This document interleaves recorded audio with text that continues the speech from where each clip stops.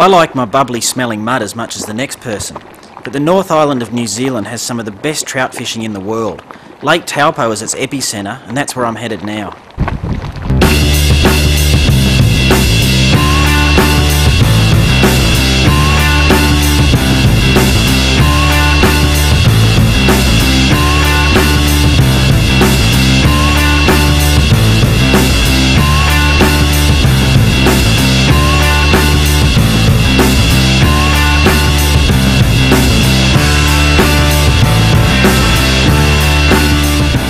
Taupo is absolutely enormous. It used to be an old volcano crater and is up to 1,000 feet deep in spots.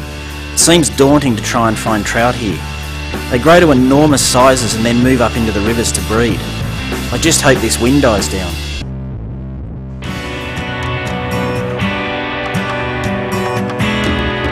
The Tongariro River is probably the most famous tributary, renowned for its massive browns and rainbows. This is where fly fishermen come from around the world to have a shot at a trophy fish. The fish here can grow to unbelievable sizes, and the early days saw fish averaging 5 kilos or more. When the famous game fisherman Zane Grey discovered the Tongariro, he wrote about it glowingly, describing its beauty and thriving trout population.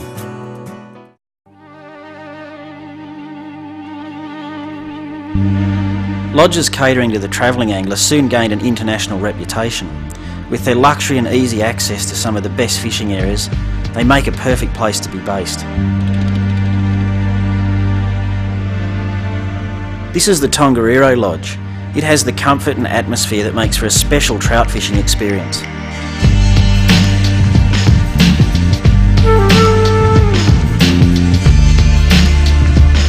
International anglers like Lefty Cray have brought their knowledge and skill to the area to bag some of the biggest wild trout in the world.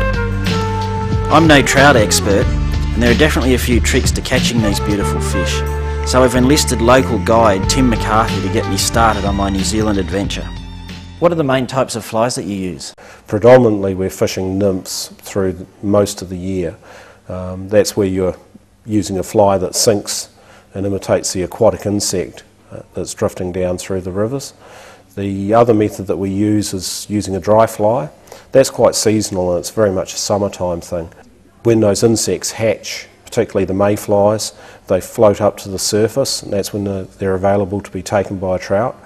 Also really important to us is the terrestrial type of insect like cicadas and beetles, and when they get blown into the water they're a real good food source for the fish. And the other method we use is what we call fishing streamers, which is where you're using a sinking line and you're imitating a little bait fish or something, and you'll strip that back through the water. The local tackle store is a great way to get a feel for what's available in the area. It's hard to know where to start with this form of fishing, as it seems to have more equipment than any other. With names like woolly bugger, brown sedge, Alf Whittaker's dung bug and the red-arse Peter, it seems overwhelmingly complicated. It's probably best to keep it in perspective and remember that just like any other form of lure fishing, it's mainly the size and presentation that counts. The tackle is generally more refined, and casting relies on the rod and the line and not the weight of the flies.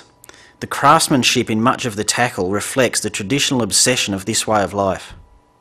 As with other forms of angling, you can go as far as you like, making the flies yourself from natural deer hair or synthetic flashing materials. My brother Mark might have gone a little bit overboard with this camo gear though.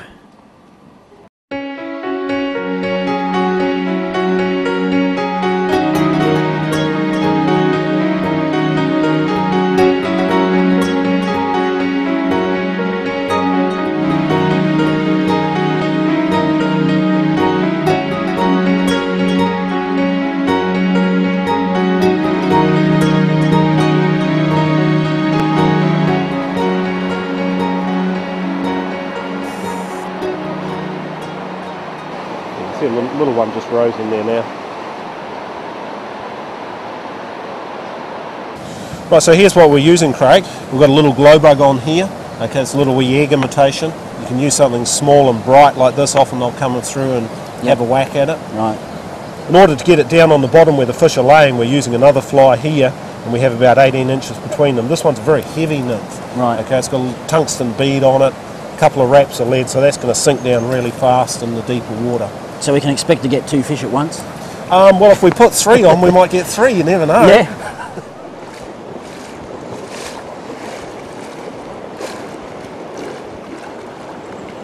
Okay, so this is the strike indicator that we're using.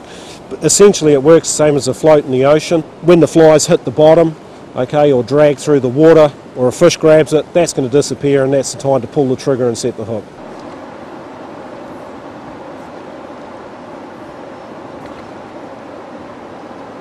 Just let that come down in a little bit closer, Craig. There's a couple of fish sitting right there in front of us now. Just leave that slack in your line so you don't get any drag. Right there. Yep. Ooh, yeah, when that thing moves, right there, pull the trigger, right? I mean, some of that's going to be bottom because we're using such a heavy fly, but you can't tell the difference between the bottom and a grab in this scenario. If that thing just twitches, nail it. Just leave that slack in your line. Just at that bottom rock, yeah, just there. There's actually, those fish have come back a little closer again, eh?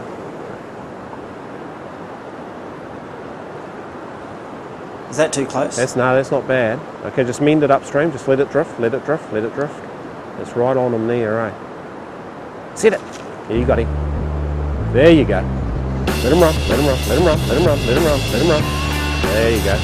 Woohoo! Nice. You can just hold him here for a second to see what he's going to do. Well, it helps when you can see him, mate. You know, when those fish had been on that far bank and then they came back across again.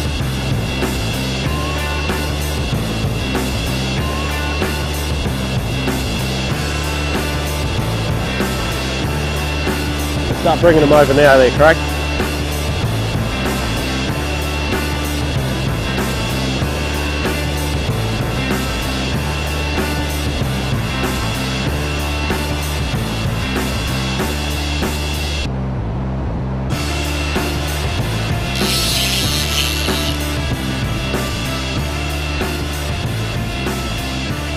I don't seem to be able to turn him. Yeah, you know what's happened, that trailing hook's got him, really? Got him in the tail, yeah. I foul hooked him. Well, you haven't foul hooked him. What's happened is either the trailing, he's rolled on it, and because we're using a second fly, that's actually because he was fair hooked in the mouth to start with. Just follow him down a little bit. Just follow him down. I'm going to have to get down below him, otherwise we're going to lose him.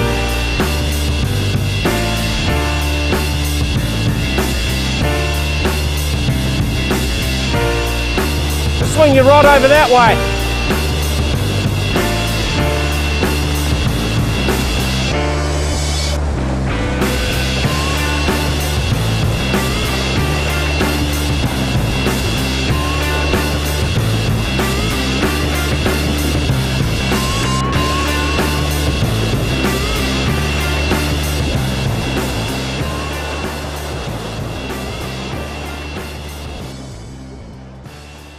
That was unfortunate.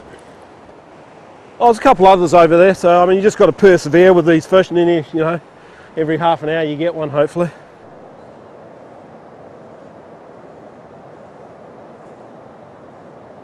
Yep.